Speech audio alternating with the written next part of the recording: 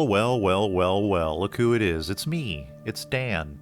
Where have I been for the last year? I promise I'll make it fast, because realistically it's not that interesting. And also, nobody really likes IRL status update videos. Everybody pretends they do, but they don't. In January of 2023, exactly 1 year ago, I packed up all of my stuff in Barcelona, Spain, where I'd been living for over a year. And I moved to Chicago, Illinois, and the thing is, I'm not a wealthy person, and so I couldn't justify the cost of shipping my gaming computer to the United States. And so instead, I took it apart and put the most expensive bits into my luggage and took them on the airplane with me. And when I arrived in the United States, it took me about 3 or 4 months to become financially stable and start rebuilding my computer, not to mention finding an apartment to put the computer in and so on and so on. And when I finally finished building my new computer and opened up Cities Skylines again, I was horrified to discover that the green line was absolutely destroyed. Many mods were broken, a lot of assets were missing. In the time that I had been without a computer, Cities Skylines 2 was announced and released. But for some reason, Colossal Order and Paradox are still updating Cities Skylines 1, which means that mods are breaking. But because most modders are going over to Cities Skylines 2 now, they're not updating their Cities Skylines 1 mods, which means that sometimes when a mod breaks nowadays, it just stops working forever. Now, if I was really smart, I would have turned off auto updates on Steam so that Cities Skylines wouldn't auto update. But I didn't, because I'm not a galaxy brain. So anyway, that's all to say that it took me another 6 or 7 months to fix all the little broken things in the green line map. And there are a couple of essential mods that never got fixed and don't have a replacement, like Surface Painter. I can't paint dirt surfaces anymore. Initially, I also intended to do 2 versions of the final video, one in third person, kind of a drone follow cam, and one in first person, what would be like a driver's cab view of the green line. But the mod that I would have used to make a first person train ride view has permanently broken, it's not being updated, and the next best similar mod doesn't have the specific settings I need to make it look really good. So what that means is the final video is only going to be in third person. I'm sorry, I wanted a first person video, but it's just not going to happen. The good news, however, is that I have finished the green line. It's done. I'm ready to shoot the final video. There are no episodes of me building the final, 25% of the map, because in addition to building cities and road networks and that kind of thing, I also spent a lot of that time fixing glitches and bugs, which aren't things that I would want to try to show everybody. It's just a lot of fiddly work. So anyway, consider the last few regions to be sort of a surprise. Now, I am making this video to reacquaint both of us with some of the older districts that I have made in past videos, and so that I can show you the work that I've done since moving back here to the United States and fixing everything. But also, the green line didn't spring from nothing, right? It exists because I was very inspired by a lot of other YouTubers. And I want to pay homage to some of those YouTubers by naming the stops after them. So you'll see that as well. Let's do it.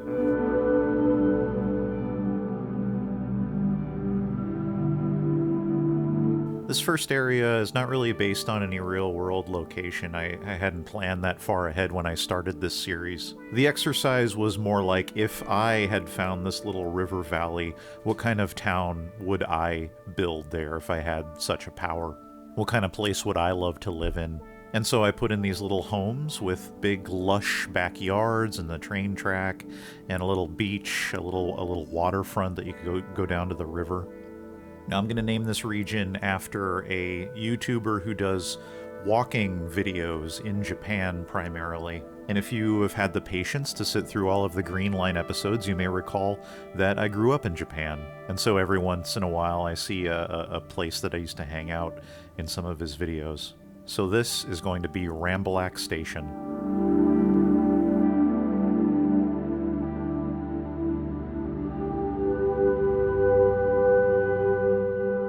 This next area was inspired by Sonoma County, California, where I lived for 6 years. And out there, especially on the coast, you see a lot of little towns that have woven themselves into nature. You know, there might be a giant river running through the town with rapids, or big redwood trees in the park, and these towns are often right at the base of a big mountain with lots of boulders, that kind of thing.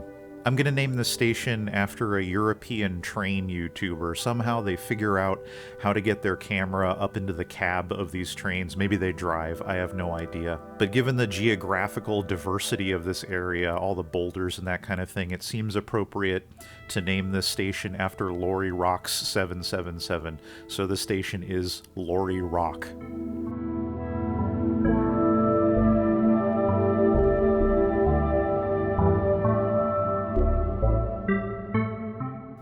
Next, we pass through a few regions that don't have a station or a backstory, honestly. This first one reminds me a lot of Miami, Florida, which I don't have an explanation for because Miami is very flat and this area on the Green Line is not at all flat. Maybe it has something to do with all the space between the buildings. You know, in Florida, they need a lot of permeable surface so the rainwater can drain away.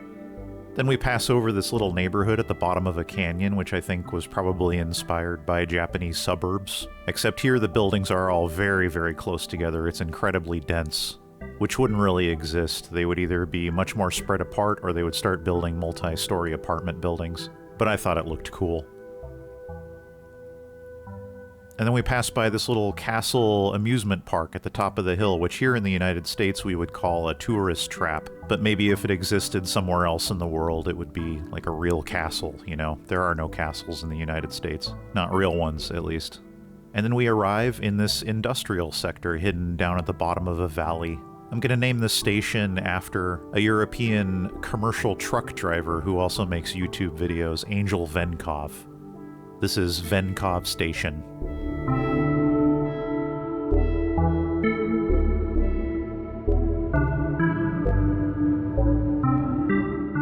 After leaving the industrial area, we enter into a kind of nature preserve, hiking trails, trees, that kind of thing. Probably not very peaceful because it has a train running through the middle of it, but I think it's very beautiful. I would hike there. I don't know about you.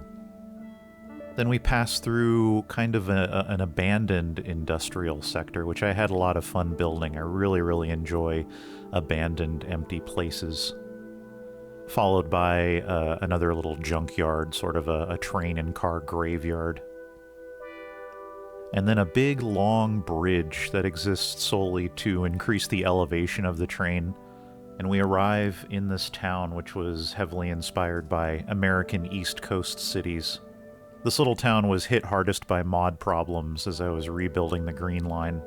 One of the decals of fallen leaves on the ground that I overused probably, was crashing my computer constantly. That was a nightmare.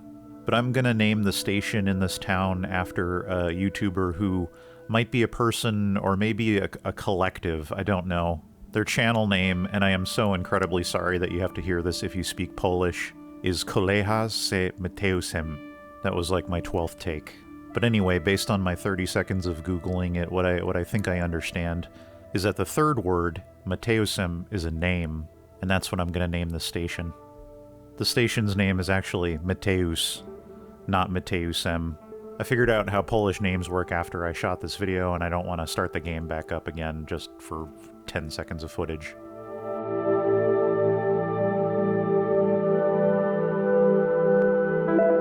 Next, we pass through a really dense redwood forest in a very steep ravine. Redwood trees, despite living to be over 1,000 years old, their root system is still really shallow, so they can't really survive on open plains, so where you primarily find them is in very well-protected valleys, such as this. Places like this really do exist in real life. Next, we find ourselves in something like an American suburb, which is just as boring to look at as I find American suburbs in real life, but there it is. And as we approach the station, the buildings get more dense. We find ourselves in something like a East Coast American city, although on a much, much smaller scale. And this station I'm going to name after a YouTuber who has been around for a long, long time. He used to do fixie bike videos, where he just rides around New York City. Nowadays he's branched out and he does other types of content, but I still find his content to be very inspiring for how to fit a city together, and that YouTuber is Terry Berenson. So this is Berenson Station.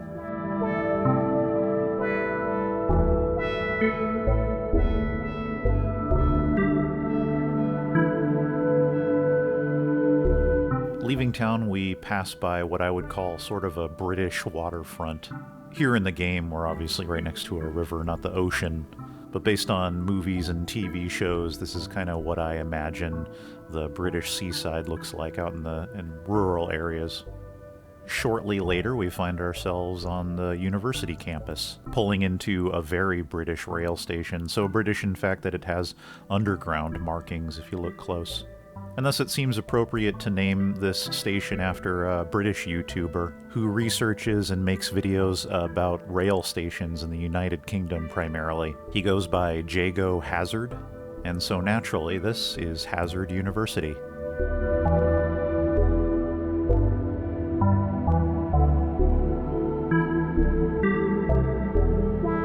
We pass by a long uphill stretch of natural area with a bike lane running through it. This area reminds me a lot of San Francisco. They have these tall stone pines out there.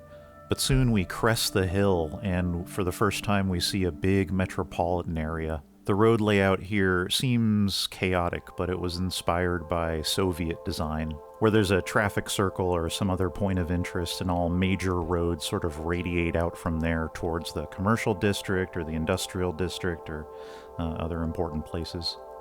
I think it's also appropriate to point out here that if you're brand new to the Green Line series, if this is the first video of mine that you've watched, you have to know that the Green Line is built from the train's perspective. If the train can't see it, then I'm not building it. And so that's why you see a bunch of empty space around the edges. It's not supposed to look like a real city from the air. It's only supposed to look like a city from the train, from ground level. This station I've decided to name after a YouTuber who makes driving dashcam videos all over Japan. My favorite videos are when he's out in the countryside, but he does a lot of stuff in cities as well. And I always found those to be very inspiring, so I'm going to name this after Tokyo Smith. Of course, I can't name a station Tokyo Smith, that's confusing. So I'm going to shorten it a little bit to Ta Smith Station.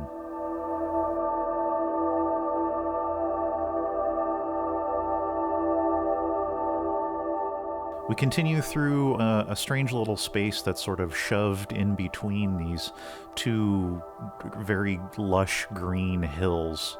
These are inspired by Southeast Asia, especially out in the countryside. There are these hills that never really got developed. Obviously, you can't farm on them, and so there's just trees growing there. The Green Line is also joined by another transit train line, which runs alongside it briefly.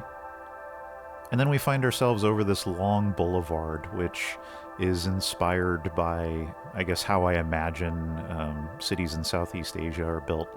Thailand and places like that. This is what I imagine a boulevard might look like there, based on what little media I've consumed from those areas. This is also the last space that I made Green Line episodes about. From here on, it's all stuff that I've added after moving back to the United States, so everything after this is brand new. Now, the station and the cityscape around it was inspired heavily by Chicago, which isn't a surprise that I was in Chicago when I built it. I just moved back.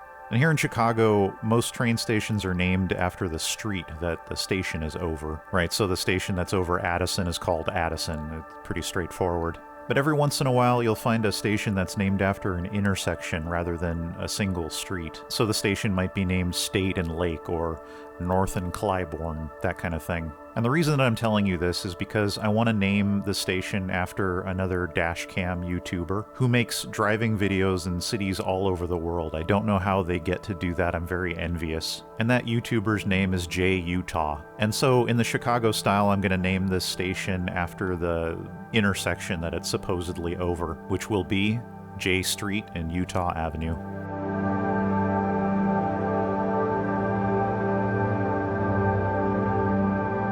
Like I mentioned, the city behind the train station is inspired by Chicago, which is a grid mostly, so a convenient excuse for not feeling very creative after loading up the game for the first time in 10 or 12 months. And we very quickly find ourselves approaching the airport. Like I said, I wasn't feeling especially creative, nor do I have much interest in airports in general, so I don't think it's especially exciting. But regardless, there is a train station at the airport, and I'm going to name it after a City Skylines YouTuber who I find to be very inspiring. He does a lot of organic shapes and very heavily modded cities, and that YouTuber's name is Acruous. And after a little back and forth, I finally settled on the Acruous Air Terminal.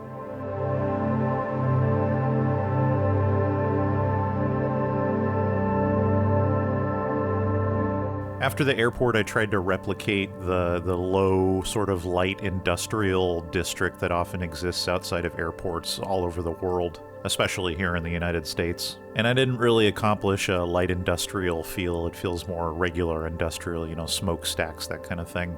And after the industrial area is a little township that's inspired very much by coastal Oregon, especially a little place called Astoria in the state of Oregon, which, if you're old enough to remember the Goonies movie, that's where it was filmed.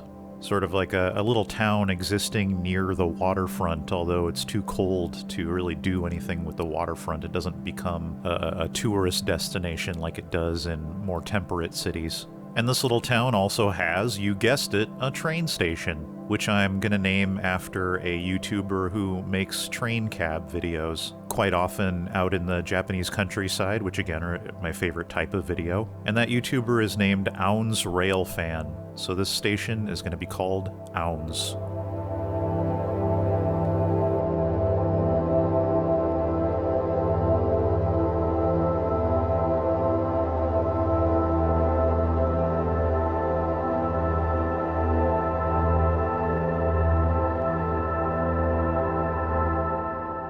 Next, we move through a natural area with a lot of evergreens, inspired very much by the Rockies in western United States. With the exception of that covered bridge, those things you generally only find on the East Coast, maybe in the southeast of the United States.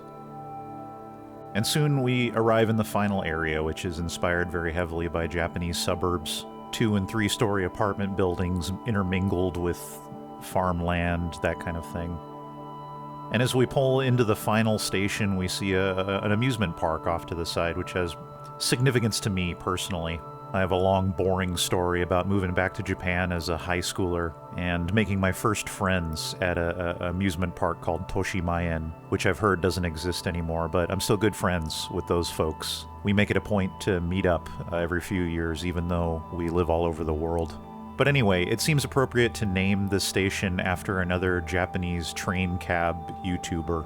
And that YouTuber is called Nagomi View. So this station is Nagomi.